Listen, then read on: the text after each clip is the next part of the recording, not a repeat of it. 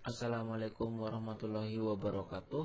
Perkenalkan, nama saya Elmo Rakian Farizi, NPM 178200042 kelas D, akan menjelaskan sedikit tentang pengaruh iklim dan pencemaran udara pada ternak.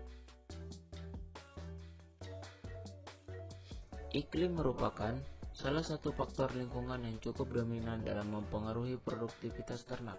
Salah satunya yaitu iklim mikro.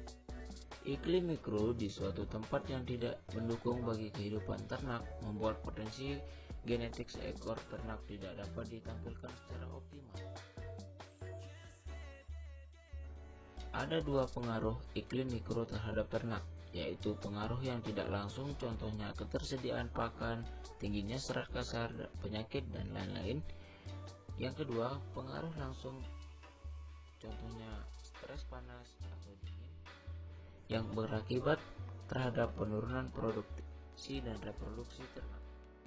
Ada beberapa unsur dalam iklim mikro, yaitu suhu, kelembapan udara, angin, dan radiasi matahari. Suhu udara merupakan unsur cuaca yang paling dominan pengaruhnya terhadap pertumbuhan ternak. Menurut Kantalakana, suhu udara optimal untuk pertumbuhan ternak berkisar antara 13 derajat sampai 18 derajat Celcius. Menurut Oldeman dan Freire menyatakan bahwa suhu rata-rata di daerah tropis berkisar 27,5 derajat Celcius. Berdasarkan data suhu di atas, maka persoalan peternakan di Indonesia mayoritas berhadapan dengan persoalan cekaman panas. Pergeseran suhu lingkungan dari kebutuhan optimal, baik peningkatan ataupun penurunan, akan berakibat fatal pada masalah cekaman pada ternak. Cekaman pada ternak dapat terjadi apabila sistem homeostatis ternak tidak mampu lagi mengatasi perubahan faktor lingkungan.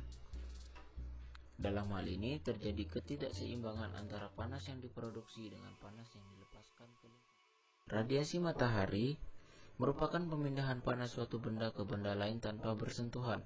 Radiasi matahari secara langsung terhadap ternak mengakibatkan ternak merasa tidak nyaman, sehingga menimbulkan efek negatif terutama pada siang hari.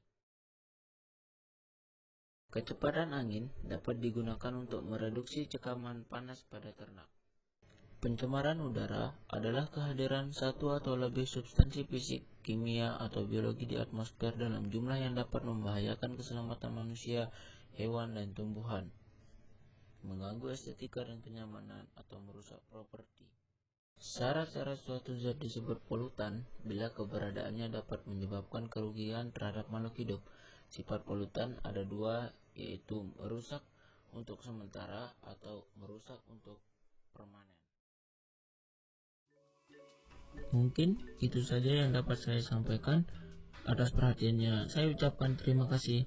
Wabillahi taufiq wal hidayah. Wassalamualaikum warahmatullahi wabarakatuh.